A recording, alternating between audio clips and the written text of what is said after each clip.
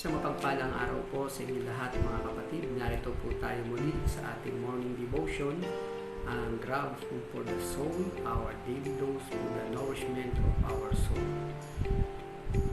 Simulan po natin ang ating araw sa pagbulay-bulay nang makalakad tayo sa isang mapayapang pamumuhay. Sa buwan po ng October, ang ating pong pagbubulay-bulay na salita ng Panginoon Diyos, ang isa po sa pinagkaloob sa atin na ating magiging devotional book reference ay ang Andy Rice ng Pastor Joey Umali. Sa umaga po ito, ang pamagat ng ating pagbubulay-bulay ay Buhay Kristiyano, isang patuloy na pakikipagdigma. At ang ating pong batayan talata ay ating pong masusumpungan sa Epeso, Kabanatang 6, talataang 10 hanggang 11, at ganito po ang sinasabi ng salita ng Panginoon Diyos. Bilang pangwakas, magpakatibay kayo sa kalakasang galing sa Panginoon at sa kanyang dakilang kapangyarihan. Gamitin ninyo ang lahat ng kagamitan at sandatang pandigma na kaloob ng Diyos upang mapaglabanan ninyo ang mga pakana ng diablo. Salamat at purihin natin ang Panginoon Diyos sa ating pagbasa at pagkarinig ng kanyang mga banal na salita. Sisimulan po natin ito mula sa ating pagbubulay-bulay ng sinasabi dito sa aklat ng Epeso. At the following morning, ang ating pong serye ng pagbubulay-bulay ay patungkol doon sa mga baluti na kaloob ng Panginoon sa atin upang tayo habang nagpapatuloy sa isang buhay Kristiyano na humaharap sa iba't ibang uri ng pakikipagdigma, lalo na sa pakana ng ating kaaway. Ang wika nga po, sa buong kasaysayan ng sangkatauhan, ang digmaan ng mga bansa ay laging nagaganap. Pero may isang mas malaking digmaang nagpapatuloy, whether we realize it or not, ang digmaang espiritual, kung saan lahat tayo'y kalahok. Christian life is indeed a warfare on a grand scale. Sa sandaling tayo'y magtangkang lumapit sa Panginoon Diyos, magsisimula tayong hatakin palayo ni Satanas. Sa sandaling tayo'y pagpalain ng Diyos, magsisimulang umatake ang ating kaaway. So kaya papansin po natin sa ating patuloy na paglapit sa ating Panginoon, doon naman gumagawa ang ating kaaway upang tayo ay hindi tuluyang makalapit sa ating Panginoon. Kaya meron pong mga pagtatanong minsan ang mga sumusunod sa Panginoon na ang ika nga nila kung kailan kami sumunod at nagbago, tsaka naman dumarating sa amin ang iba't ibang mga tukso, balakid at pag-atake ng ating kaaway. Ang Satanas ay Greek word na nangangahulugang adversary o kaaway. Si Satanas ang pinakamatindi nating kaaway. Siya ang prinsipe ng kadiliman, kasamaan at kaguluhan. Satan can come in many forms. Darating siya sa kaingga-ingganyong anyo, sa isang anyong mahirap tanggihan. Maaari siyang dumating sa anyo ng kayamanan, karunungan, tagumpay o katanyagan. Satan can come in a very harmless form. Siya'y kadiliman, ngunit maaring magkunwaring liwanag. Ang wika nga po sa 2 Corinthians 11:4, hindi ito dapat pagtakhan sapagkat si Satanas man ay maaring magkunwaring anghel ng kaliwanagan. Kaya ang ating pong kaaway na si Satanas ay talagang maraming mga paraan na ginagawa upang ang nagnanais na sumunod at lumapit sa ating Panginoon ay patuloy niyang mabitag. At kaya tayong mga Kristiyano ay patuloy pa rin tayong maharap sa pakikipagdigma doon sa tinatawag nating spiritual warfare. Paano natin siya malulupig? Sabi po sa ating patuloy na pagbubulay-bulay, malulupig natin ang ating kaaway, ang diablo, kung tayo ay patuloy na ang wika nga ay makikipag-ugnay sa ating Panginoon. The only way to defeat Satan is to be one with Jesus. Kung tayo ay naka Jesus, ang kanyang buhay ay ating buhay. Ang kanyang lakas ay ating lakas. Ang kanyang kapangyarihan ay ating kapangyarihan. So napakaganda po. Kaya kung tayo ay laging nasa Panginoon, ang katagumpayan ay lagi nating mararanasan sapagkat ang Panginoon ay sumasa atin at ang kanyang kapangyarihan, lakas at buhay ay patuloy niyang ipinagkakaloob sa atin. Ang wika po, through Christ, we can be gallant in our struggle. Malulupig natin ang ating kaaway. In Christ, we can be outnumbered but never outfought.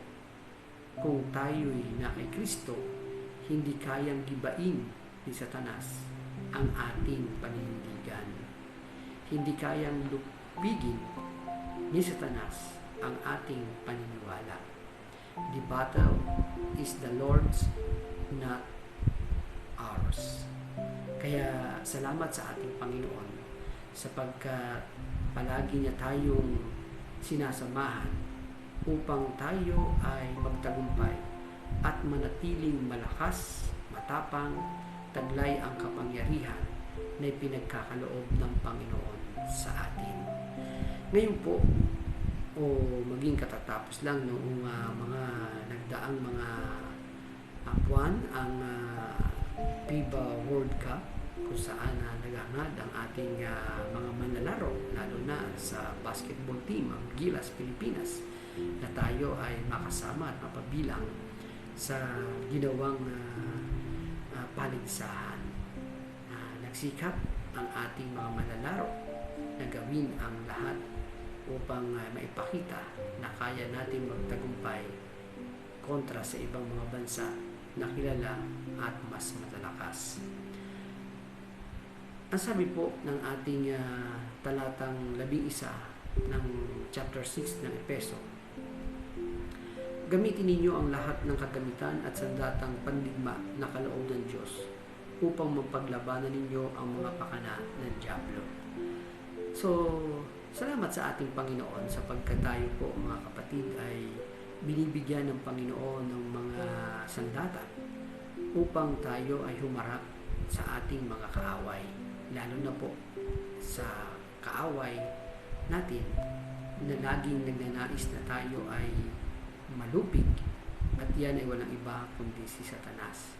Ngunit katulad ng ating pabubulay-bulay, tayo ay patuluyang nakikipagdigma, at ang ating Panginoon na makapangyarihan ay binibigyan tayo ng mga karunungan at kapamaraanan sa ating pananalig at pagtitiwala sa Kanya. At sa gabay ng Diwang Banal ay binibigyan tayo ng mga sandata upang tayo ay magtagumpay sa ating pakipagdidigma.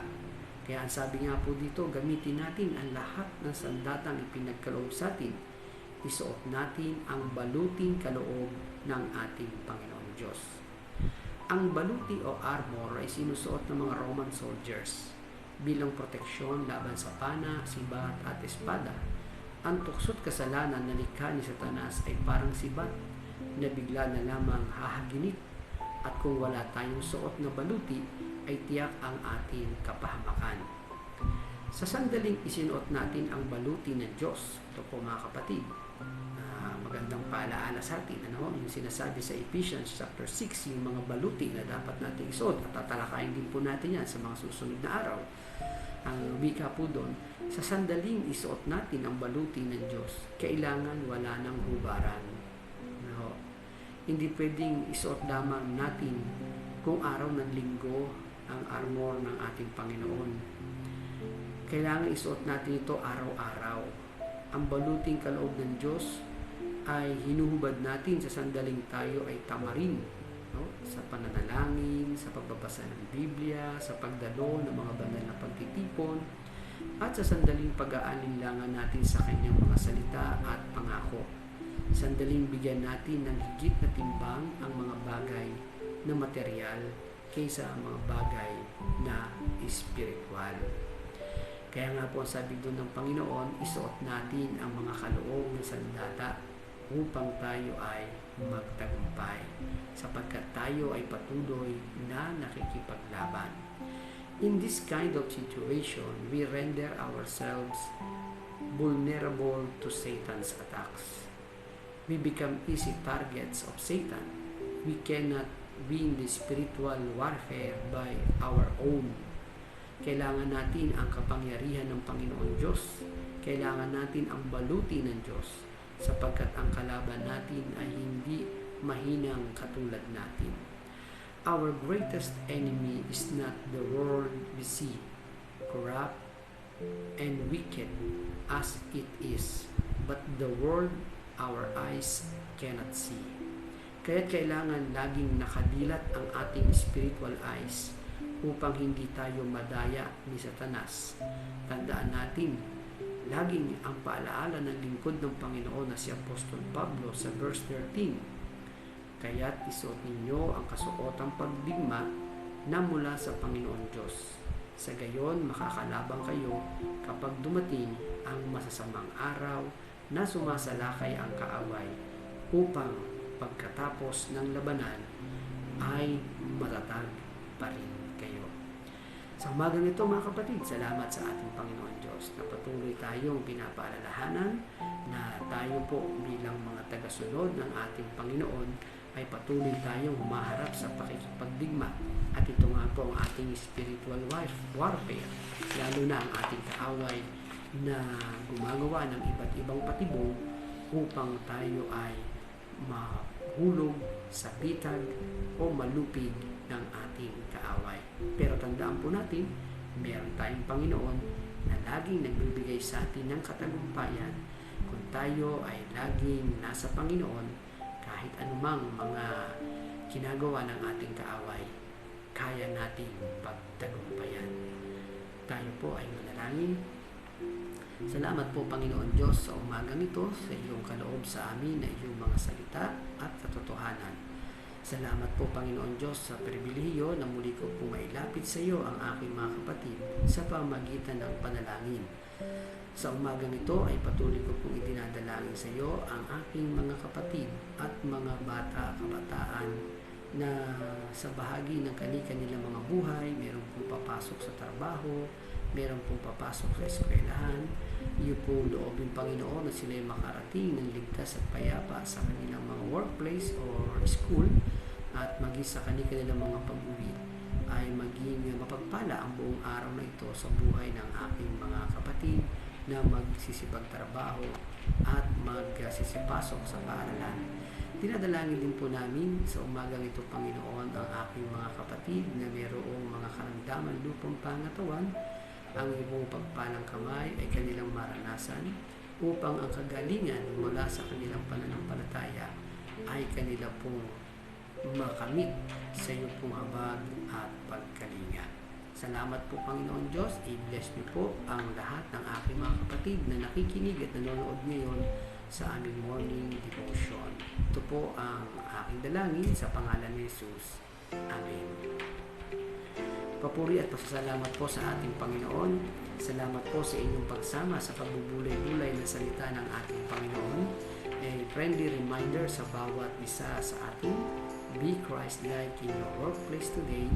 Umayo at maglingkod.